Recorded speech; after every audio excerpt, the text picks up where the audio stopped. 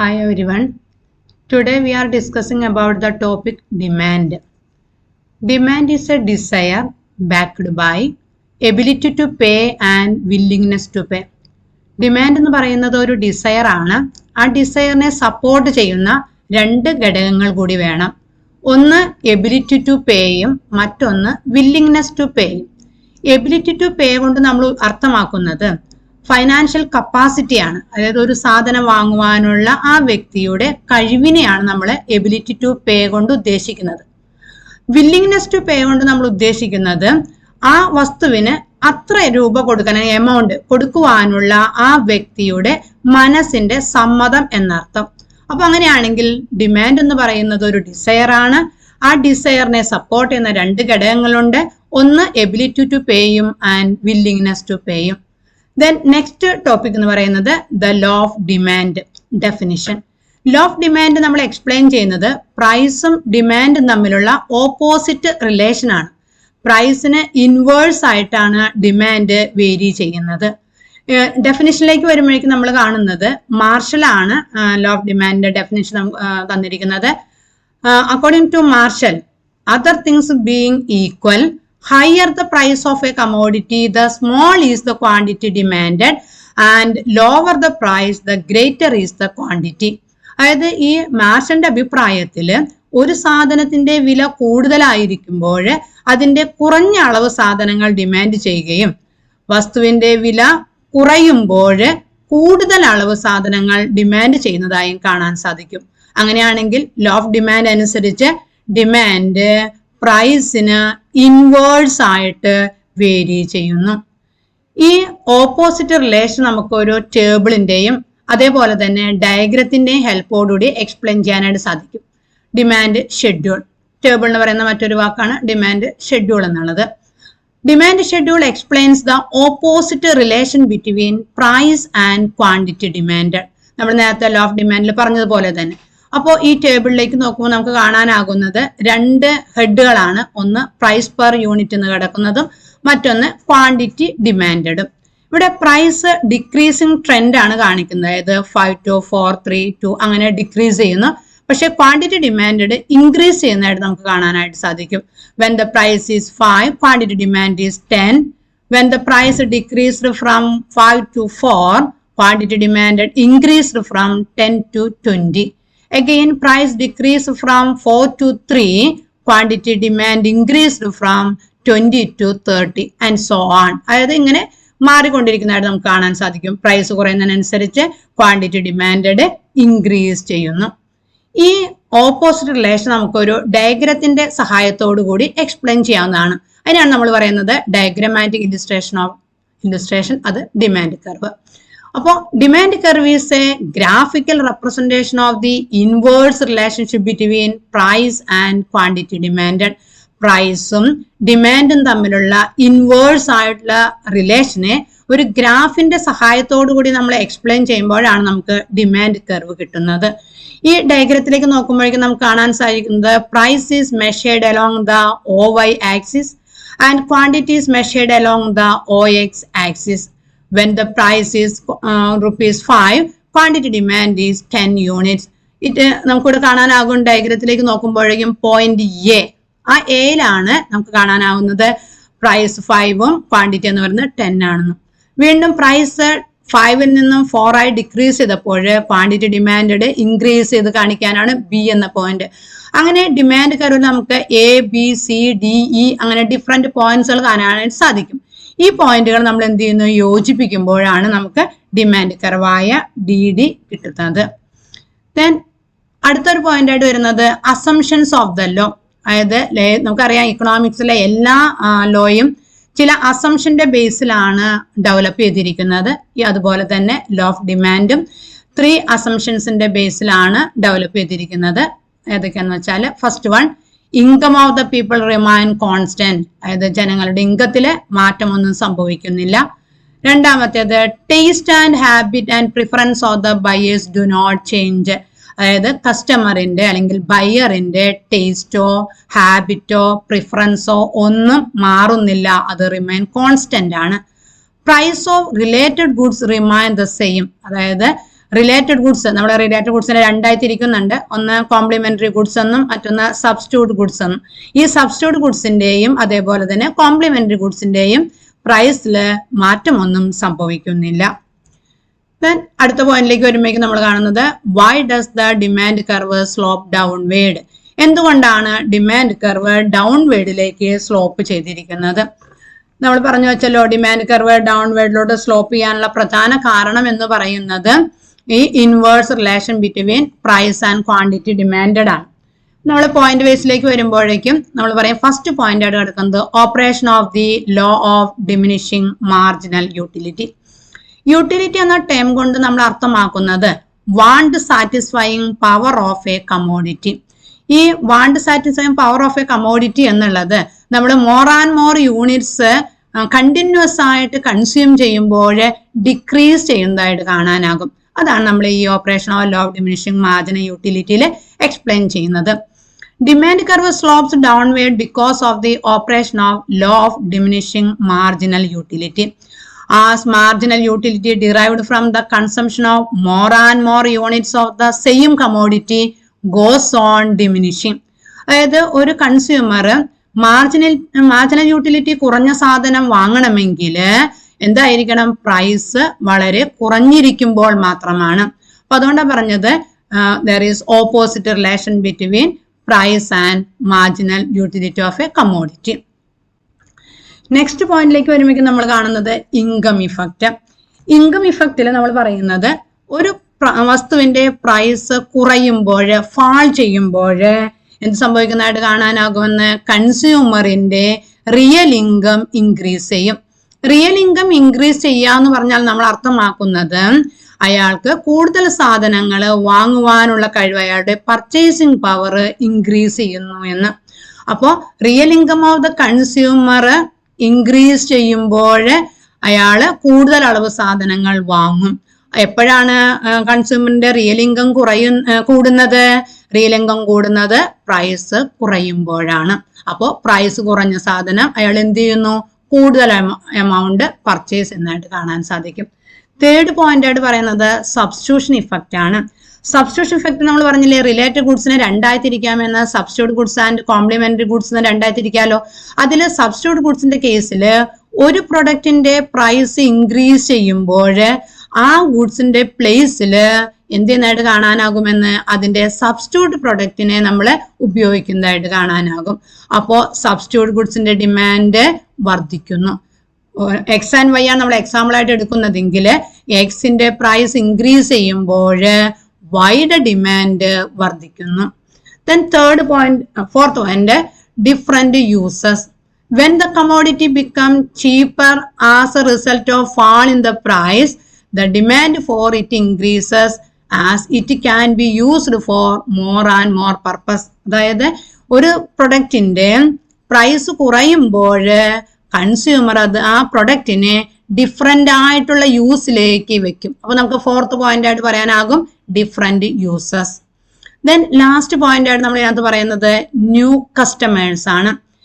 When the price of a commodity falls, അപ്പോൾ നമുക്ക് നേരത്തെ പറഞ്ഞു ക്വാണ്ടിറ്റി ഡിമാൻഡ് ഇൻക്രീസ് എന്ന് പറഞ്ഞല്ലോ. ആ പ്രസന്റ് കൺസ്യൂമേഴ്സ് പർച്ചേസ് ചെയ്യുന്ന ക്വാണ്ടിറ്റി വർദ്ധിക്കും.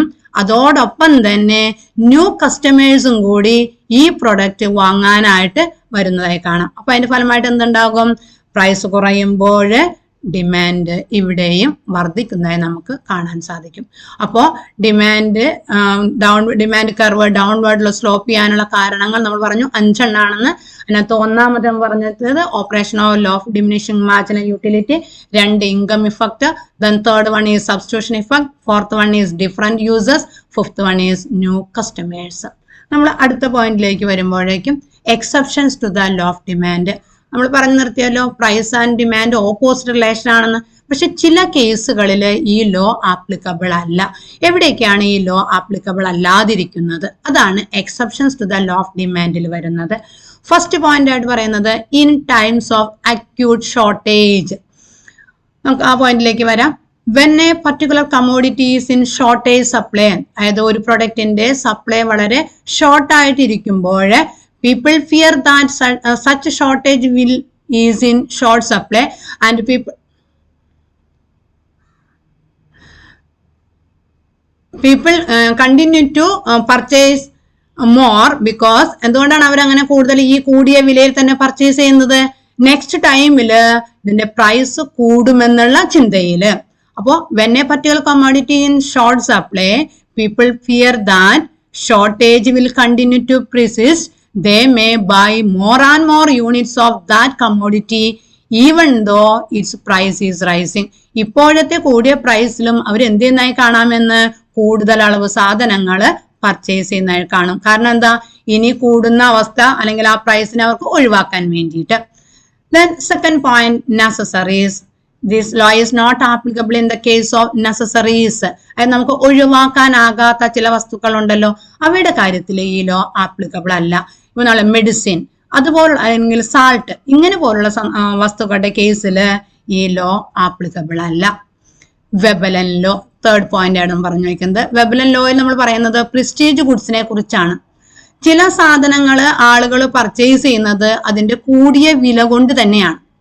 ഇപ്പൊ നമ്മൾ ഡയമണ്ട്, അതേപോലെ റയർ കളക്ഷൻസ് അല്ലെങ്കിൽ പെയിന്റിങ് അങ്ങനെയുള്ള സാധനങ്ങളൊക്കെ നമ്മൾ കൂടുതൽ വാങ്ങുന്നത് എന്തുകൊണ്ടാണ്? അതിന് കൂടിയ വില ഉള്ളത് കൊണ്ടാണ്. ഈ വില ഇത്ര കണ്ടില്ലെങ്കിൽ ആളുകൾ ഒരുപക്ഷെ അത് വാങ്ങണമെന്നില്ല. ആ ഒരു കൺസെപ്റ്റ് ആണ് ഇവിടെ വെബലൻ ലോയിൽ പറഞ്ഞു വെക്കുന്നത്. According to Veblen, some people measure the utility of a commodity entirely by its price. അതായത് ചില ആളുകള് വസ്തുവിന്റെ യൂട്ടിലിറ്റിനെ മെഷർ ചെയ്യുന്നത് എന്തിന്റെ ബേസിലാണ്? അതിന്റെ പ്രൈസിന്റെ ബേസിലാണ്. അപ്പൊ അങ്ങനെ പ്രൈസ് കൂടുതലുള്ള സാധനങ്ങൾ അവരെന്ത് ചെയ്യുന്നു? അവർക്ക് കൂടുതൽ യൂട്ടിലിറ്റി കൊടുക്കുന്നു. അതുകൊണ്ട് തന്നെ അവരത് കൂടുതൽ പർച്ചേസ് ചെയ്യുന്നു. Okay, the diamond is considered as a prestige good used by rich people. If the price of diamond is high, its prestige value will be high. So rich people buy more diamond when their price is high. Then fourth point, Giffen paradox. ഈ Giffen paradox എന്ന ആ ഒരു concept sir Robert ഗിഫന്റെ പേരുമായി relate ചെയ്തിരിക്കുന്നു. അതുകൊണ്ടാണ് okay. Then Sir Robert Giffen observed that in the 19th century, low-priced British workers purchased more bread when the price of bread increased. നമ്മൾ ശരിക്കും പറയുന്നത് വെച്ചാൽ സാധനങ്ങളുടെ വില കൂടുമ്പോൾ ഡിമാൻഡ് കുറയണമല്ലോ. പക്ഷേ 19th സെഞ്ചുറിയിൽ ലോ പ്രൈസ്ഡ് ബ്രിട്ടീഷ് വർക്കേഴ്സ് ബ്രെഡിന്റെ വില കൂടിയിട്ടും കൂടുതൽ ബ്രെഡ് അവർ പർച്ചേസ് ചെയ്യുന്നതായിട്ട് കാണാം. ശരിക്കും അവരുടെ ബാലൻസ്ഡ് ഡയറ്റ് എന്ന് പറയുന്നത് ബ്രെഡ് ആൻഡ് മീറ്റ് ആണ്. നമ്മുടെ ലോ അനുസരിച്ച് ബ്രെഡിന്റെ വില കൂടുമ്പോൾ അവര് ബ്രെഡിന്റെ കൺസംഷൻ കുറയ്ക്കേണ്ടതായിരുന്നു. പക്ഷെ അവരത് കുറയ്ക്കുന്നതിന് പകരമായിട്ട് മീറ്റിന്റെ കൺസംഷൻ കുറച്ചുകൊണ്ട് ആ പണം കൂടിയും ബ്രെഡ് വാങ്ങാനായിട്ട് യൂസ് ചെയ്യുന്നതായിട്ട് കാണാനാകും. The reason given for this was that bread is being a main diet. They were forced to spend more when its price rose. They could not afford to buy substitute or a complement. Okay. Then next point like inflation. When the country is in hyperinflation, നമുക്കറിയാം inflation ടൈമിൽ പ്രൈസുകൾ rice ചെയ്യുന്നതായിട്ട് കാണാനാകും. അങ്ങനെ price rice ചെയ്യുന്ന സിറ്റുവേഷനിൽ ആളുകൾ ചിന്തിക്കുന്ന എന്താണ്? ഇന്നത്തേനേക്കാൾ വില നാളെ കൂടും. ആ ഒരു ചിന്ത കൊണ്ട് ഇന്നത്തെ കൂടിയ വിലയിൽ തന്നെ അവർ സാധനങ്ങൾ വാങ്ങാൻ തുടങ്ങും. അപ്പോൾ when the country is in higher inflation, people will be increasing their demand, fearing that the prices would go up still further. Okay. Then next point, need for demand analysis. എന്തിനാണ് നമ്മൾ അല്ലെങ്കിൽ എന്തൊക്കെയാണ് ഈ ഡിമാൻഡ് അനാലിസിസിന്റെ ഗുണങ്ങൾ അല്ലെങ്കിൽ എന്തിനൊക്കെയാണ് നമ്മൾ ഉപയോഗിക്കുന്നത്? First point ആയിട്ട് പറയുന്നത് to study and analyse factors which affect demand. ഡിമാൻഡിനെ ബാധിക്കുന്ന ഫാക്ടേഴ്സിനെ കുറിച്ച് പഠിക്കുവാനും അതിനെ അനലൈസ് ചെയ്യുവാനുമാണ് നമ്മൾ ഡിമാൻഡ് അനാലിസിസ് യൂസ് ചെയ്യുന്നത്. സെക്കൻഡ് പോയിന്റ് ആയിട്ട് to study the elasticity of demand. ഇലാസിറ്റിനെ കുറിച്ച് സ്റ്റഡി ചെയ്യുവാനും നമ്മൾ എന്ത് ഉപയോഗിക്കുന്നു? ഡിമാൻഡ് അനാലിസിസ് ഉപയോഗിക്കുന്നു. To prepare demand forecast. Demand ഫോർകാസ്റ്റിങ്ങിനും ഡിമാൻഡ് അനാലിസിസിനും നമ്മൾ ഉപയോഗിക്കുന്നുണ്ട്. Fourth point to allocate resources and to study the firm competitive position in the market. അതായത് നാലാമത്തെ പോയിന്റ് നമ്മൾ പറഞ്ഞു വയ്ക്കുന്നത് റിസോഴ്സസിന്റെ അലോക്കേഷനെ കുറിച്ചും അതോടൊപ്പം തന്നെ ഫേമിന്റെ മാർക്കറ്റിലെ കോമ്പറ്റേറ്റീവ് ആയിട്ടുള്ള പൊസിഷൻ അറിയുന്നതിനും എന്തുപയോഗിക്കുന്നുണ്ടെന്ന് ഡിമാൻഡ് അനാലിസിസ് നമ്മൾ ഉപയോഗിക്കുന്നു. ഡിമാൻഡിനെ ഡിറ്റർമിൻ ചെയ്യുന്ന നമ്പർ ഓഫ് ഫാക്ടേഴ്സ് ഉണ്ട്. ആ ഫാക്ടേഴ്സിനെ കുറിച്ചാണ് അടുത്ത ഹെഡിങ് ആയ ഡിറ്റർമിനൻസ് ഓഫ് ഡിമാൻഡിൽ നമ്മൾ എക്സ്പ്ലെയിൻ ചെയ്യുന്നത്. Demand for A product depend upon number of factors. Then first one is number of consumers in the market, price of the commodity, income of the people, taste and preference of the consumer, price of substitutes, change in propensity to consume, seasonal changes and changes in trade. ഇതിലെ first പോയിന്റിലേക്ക് number of consumers in the market. Larger the number of consumers, larger will be the demand for that commodity. അതായത് ഒരു മാർക്കറ്റില് കൺസ്യൂമേഴ്സിന്റെ എണ്ണം വളരെ കൂടുതലാണെങ്കിൽ അവരുടെ ഡിമാൻഡും എങ്ങനെയായിരിക്കുമെന്ന് ഉയർന്നു തന്നെ ആയിരിക്കും, അല്ലെങ്കിൽ കൂടുതലായിരിക്കും. Price of commodity. Price is the most important determinant of demand.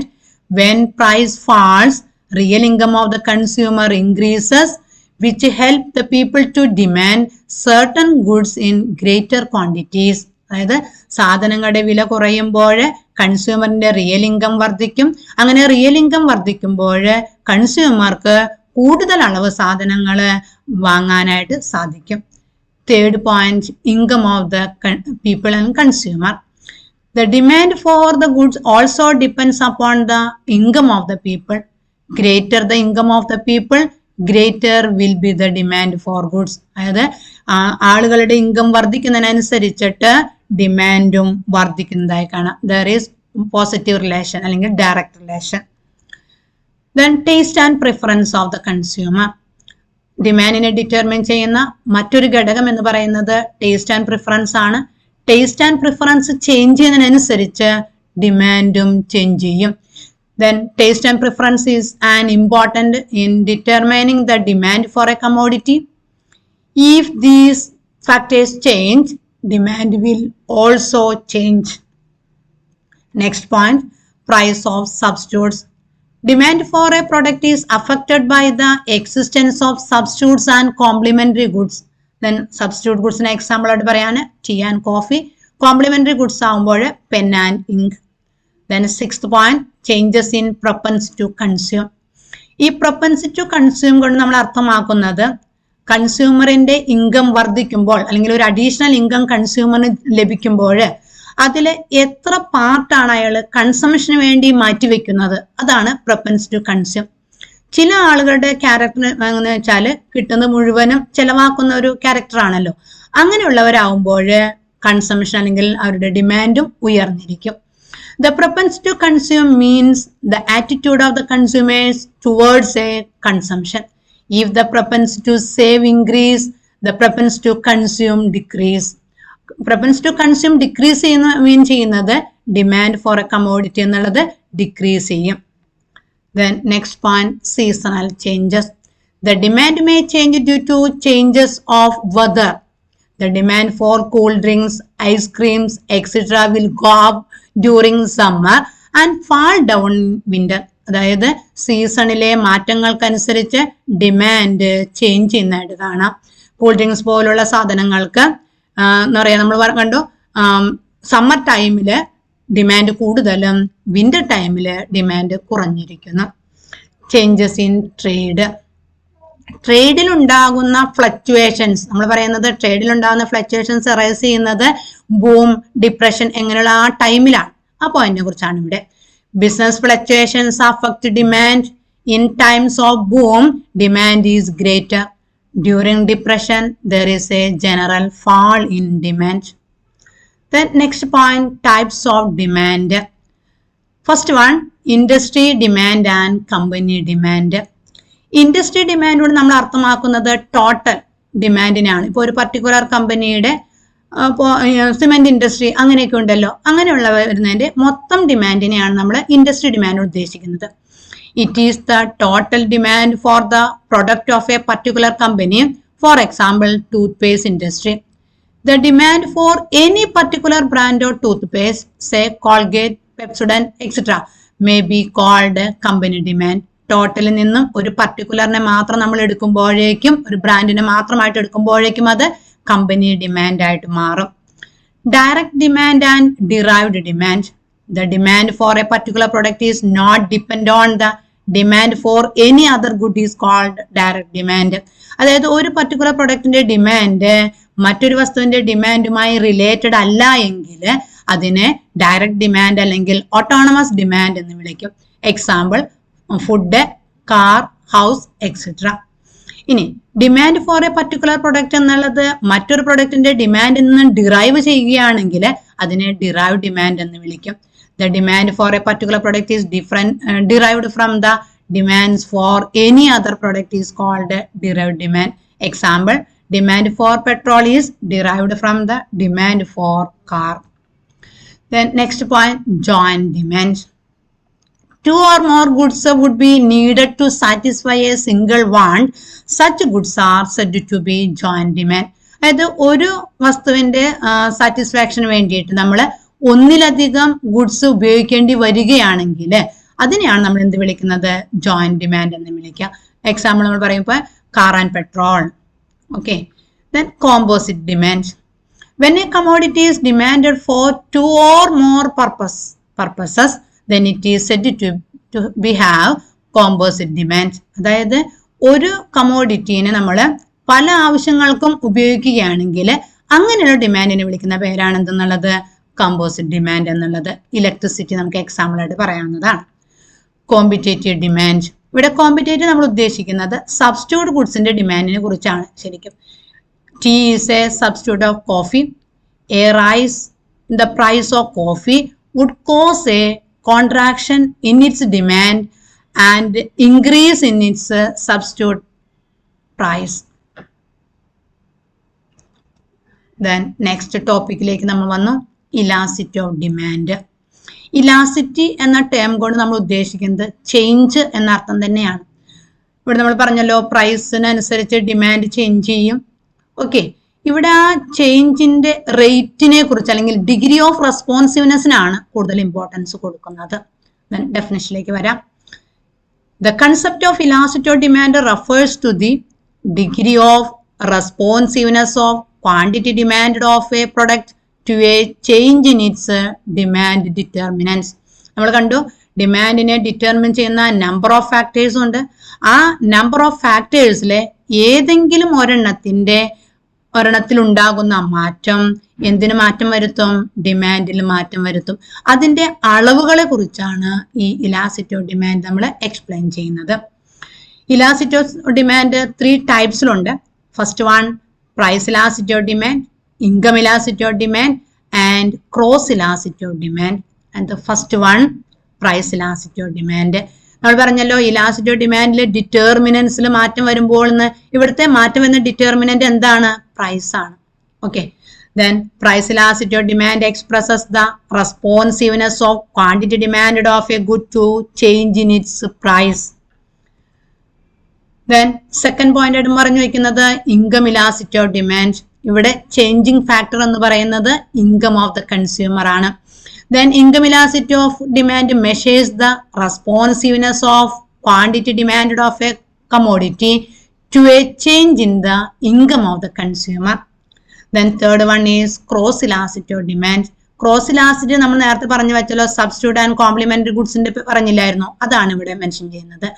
The cross elasticity of demand refers to the degree of responsiveness or demand for a commodity to a given change in the price of some other related goods or commodity.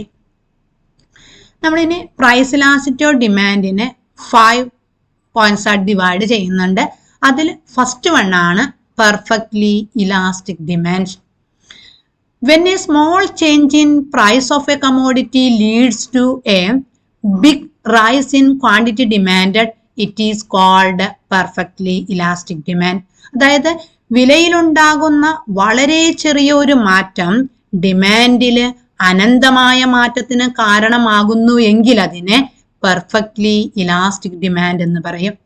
ഇവിടെ demand കർവിന്റെ shape എന്ന് പറയുന്നത് horizontal straight line. ഏതിന്? OX ആക്സിസിന്. Okay. OX ആക്സിസിന് horizontal ആയിട്ടുള്ള ഒരു straight line ആയിരിക്കും ഇവിടുത്തെ demand curve. ഇവിടെ ഡിമാൻഡിന്റെ ആ പ്രൈസ് ഇലാസ്റ്റിറ്റിയുടെ വാല്യൂ എന്ന് പറയുന്നത് ഇൻഫിനിറ്റി. ഡയഗ്രാം വരയ്ക്കുമ്പോൾ നമ്മൾ എപ്പോഴും OY ആക്സിസിൽ പ്രൈസും OX ആക്സിസിൽ ക്വാണ്ടിറ്റിയുമാണ് മെഷർ ചെയ്യേണ്ടത്. Second point, perfectly inelastic demand. Perfectly ഇൻഇലാസ്റ്റിക്കിൽ നമ്മൾ കാണുന്നത് whatever be the change in price, quantity demand remains the same. അതായത് ഡിമാൻഡില് യാതൊരു മാറ്റവും സംഭവിക്കുന്നില്ല, പ്രൈസ് എത്ര കണ്ട് മാറിയാലും. ഇവിടെ ഡിമാൻഡ് കർവ് നമ്മൾ കാണുന്നത് OY ആക്സിസിന് ഹൊറിസോണ്ടൽ ആയിട്ടാണ്. ഡയഗ്രത്തില് നമ്മൾ ചേഞ്ചസ് കൊടുക്കുന്നുണ്ട്, പ്രൈസിൽ ചേഞ്ച് ഇൻക്രീസ് ചെയ്യുന്നു, ഡിക്രീസ് ചെയ്യുന്നു, പക്ഷെ ക്വാണ്ടിറ്റി ഡിമാൻഡ് മാറ്റമൊന്നുമില്ലാതെ നിലകൊള്ളും. സാൾട്ട് പോലുള്ള പ്രൊഡക്റ്റുകളുടെ കേസിലാണ് ഇങ്ങനെയുള്ള പെർഫെക്റ്റ്ലി ഇൻഇലാസ്റ്റിക് ഡിമാൻഡ് നമ്മൾ കാണുന്നത്. Third one, relatively elastic demand. ഈ റിലേറ്റീവ്ലി ഇലാസ്റ്റിക് ഡിമാൻഡില് നമ്മൾ കാണുന്നത് പ്രൈസിലുണ്ടാകുന്ന മാറ്റത്തിനേക്കാളും കൂടിയ നിരക്കില് ക്വാണ്ടിറ്റി ഡിമാൻഡ് ചെയ്യുന്നത് മാറുന്നു. ഇപ്പൊ നമ്മൾ എക്സാമ്പിൾ പറയുന്നുണ്ട്, പ്രൈസിൽ 5% ഡിക്രീസ് സംഭവിച്ചപ്പോൾ ഡിമാൻഡില് 10% മാറ്റം വർധനവാണ് ഉണ്ടായത്. Then relatively elastic demand. Demand for a thing is said to be elastic when a change in price result in a more than proportionate change in demand. If there is 5% fall in price of a product, demand may rise by 10%. ഡയഗ്രത്തില് original price OPയും original quantity OQ. Price OPയിൽ നിന്നും OP1 ആയി decrease ചെയ്തപ്പോൾ quantity demand increased from OQ to OQ1. Then next one, relatively inelastic demand. Demand is said to be relatively inelastic when a change in price result less than proportionate change in demand. അതായത് ഇവിടെ പ്രൈസിലുണ്ടാകുന്ന മാറ്റത്തിനേക്കാളും കുറഞ്ഞ മാറ്റമാണ് എന്തിലുണ്ടാകുന്നത്, ഡിമാൻഡിലുണ്ടാകുന്നത്. Okay, അപ്പോൾ ഇവിടെ പറയുന്നുണ്ട് price OP ആയിരുന്നു, price OP എന്നും OP1 ആയിട്ട് കുറഞ്ഞു, പക്ഷേ ഡിമാൻഡിലുണ്ടായ മാറ്റം പ്രൈസിനുണ്ടായ മാറ്റത്തിനേക്കാളും കുറവാണ്. Then fifth one, unit elasticity of demand. ഇവിടെ യൂണിറ്റ് ഇലാസ്റ്റിറ്റി ഓഫ് ഡിമാൻഡ് നമ്മൾ കാണുന്നത് പ്രൈസിലെ മാറ്റത്തിന്റെ ഡിഗ്രിയും ക്വാണ്ടിറ്റിയിലെ മാറ്റത്തിന്റെ അളവും അല്ലെങ്കിൽ ഡിഗ്രിയും സെയിം തന്നെയായിട്ടിരിക്കും. ഇപ്പോൾ എക്സാമ്പിൾ പറയുമ്പോഴേക്കും 5% ഫാളാണ് പ്രൈസിലുണ്ടായത്, ക്വാണ്ടിറ്റി ഡിമാൻഡ് ചെയ്ത് എന്ത് ചെയ്തു, ഇൻക്രീസ് ചെയ്തും എങ്ങനെ തന്നെയാണ് 5% ആണ്. ഓക്കെ, അപ്പോൾ ഡയഗ്രത്തില് പ്രൈസ് OP1 ആയിരുന്നു ആദ്യം, അത് ആ പ്രൈസിലെ ക്വാണ്ടിറ്റി ഡിമാൻഡ് ചെയ്യുന്നത് OQ1. പ്രൈസ് OP1 നിന്നും OP2 ആയി ഡിക്രീസ് ചെയ്തപ്പോൾ ക്വാണ്ടിറ്റി ഡിമാൻഡ് ചെയ്തത് OQ1 നിന്നും OQ2 ആയിട്ട്. Demand curve DD.